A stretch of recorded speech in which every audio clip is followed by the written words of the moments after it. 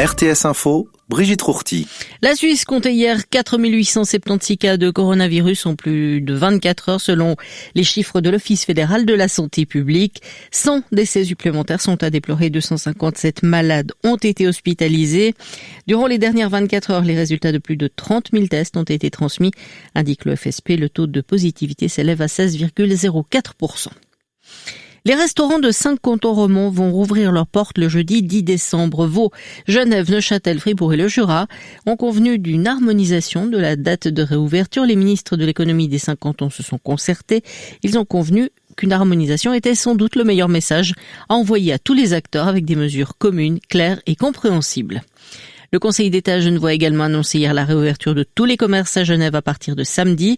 Les enseignes non indispensables avaient été fermées au début du mois pour endiguer la deuxième vague épidémique de Covid-19 qui a frappé violemment le canton.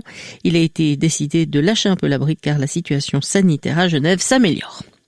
Angela Merkel et les dirigeants des 16 Länder allemands sont convenus de prolonger et de renforcer au moins jusqu'au 20 décembre les mesures destinées à lutter contre l'épidémie de coronavirus, a déclaré hier la chancelière allemande, ajoutant qu'une extension jusqu'en janvier était prévisible. Ce n'est absolument pas le moment de relâcher nos efforts, a-t-elle déclaré aux journalistes, alors que le nombre quotidien de décès causés par le Covid-19 a atteint un record.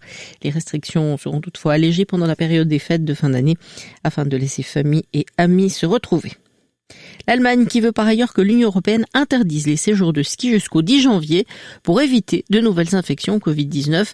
Je vais être honnête avec vous, ce ne sera probablement pas facile, mais nous allons essayer, a précisé la chancelière allemande.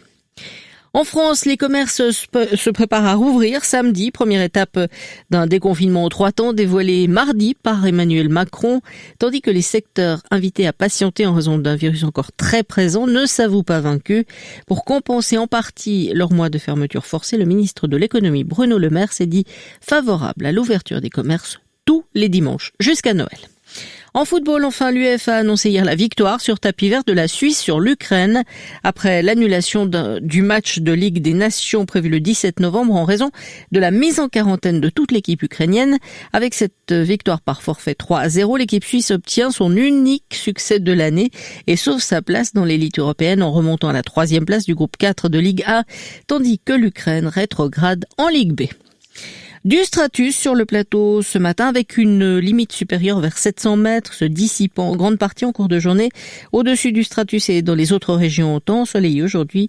Même type de temps demain, mais avec un ciel un peu plus nuageux, 6 à 10 degrés et pas vraiment de changement pour le week-end. Vous écoutez RTS Info, prochain point sur l'actualité à 3h.